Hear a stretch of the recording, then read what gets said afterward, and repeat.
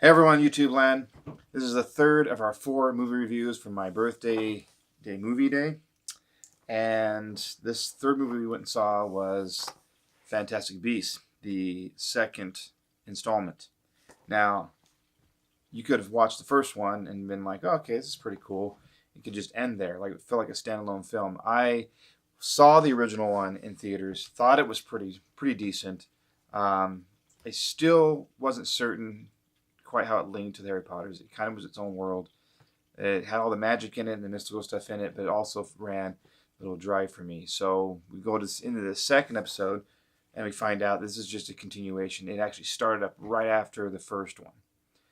A lot of this movie for the moviegoers would be very confusing. I would suggest if you're going to watch this movie, check out the book, see how it correlates.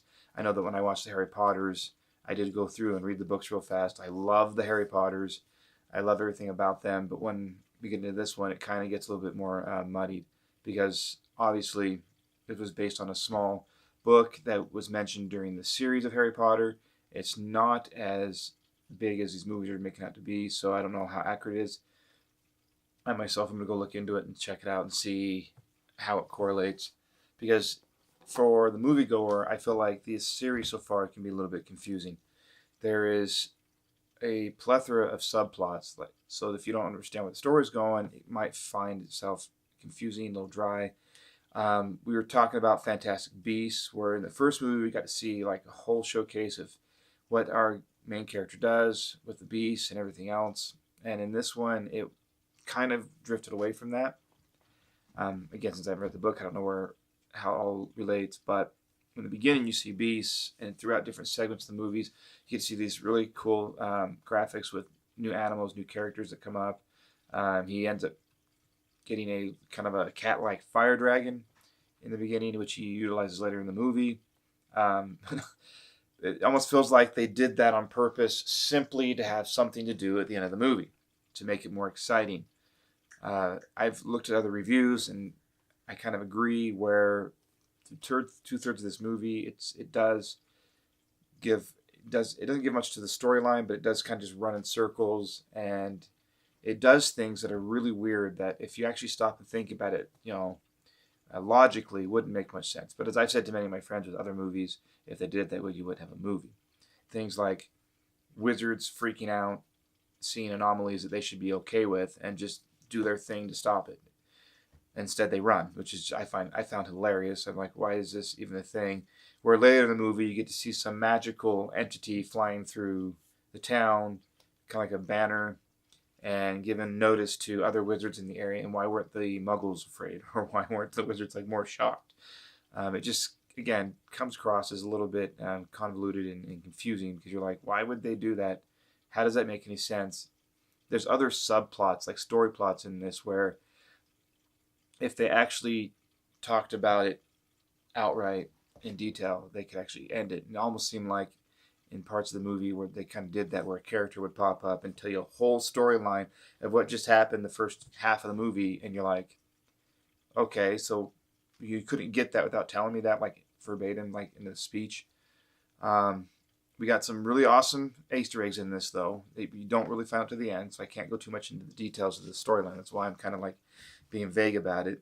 But in the end, this movie was a little bit rough for me. Like I liked it, the very visual stimulating. The graphics were amazing in this movie, but you don't really come to fruition of what's going into the new movies until near the last third of the movie, which is actually quite amazing.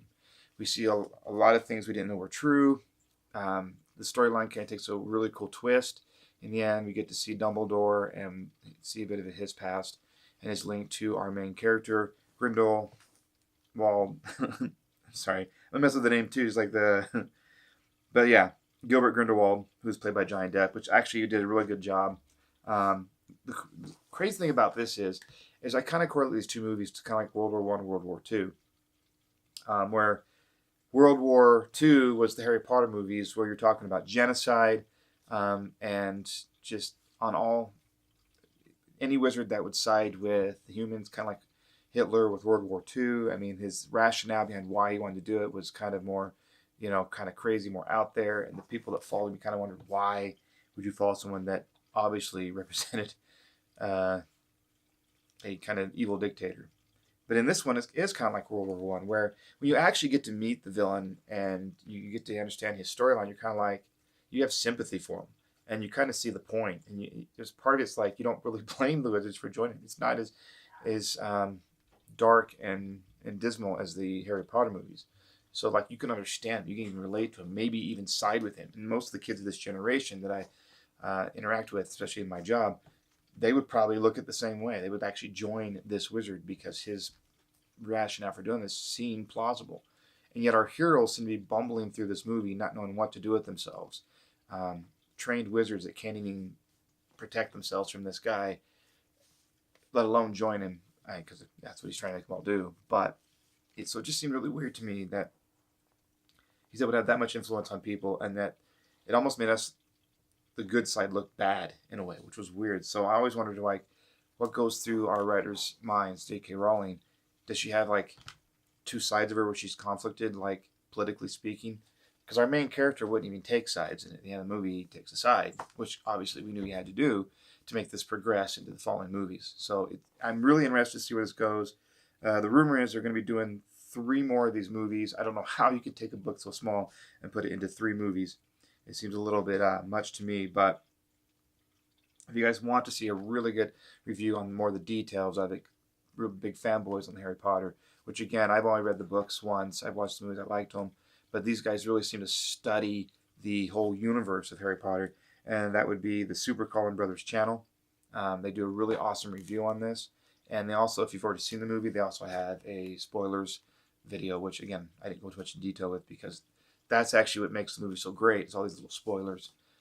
Again, I'm really hopeful for the sequels to come out and to make this as big as it can be. There's a lot of money behind it. There's big backers, and they're not going to let this thing tank. And as far as my producer is concerned, he says you got to watch all of these because they're going to make it amazing.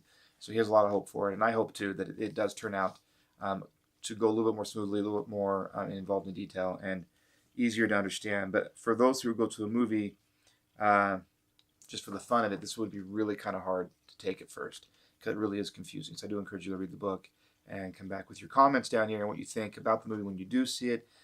Tell me if you agree with me and what you think about the spoilers, because you will see them in this movie. Go check the Carlin channel, see if you agree with their review and spoilers, and as well read the book. But again, I hope you guys enjoy it. It was not too bad a movie for me. I would still give it a decent rating, and definitely a good entertaining film. So join us again for our final review for the birthday movie day. It's good to see you guys. Thanks so much. See you later.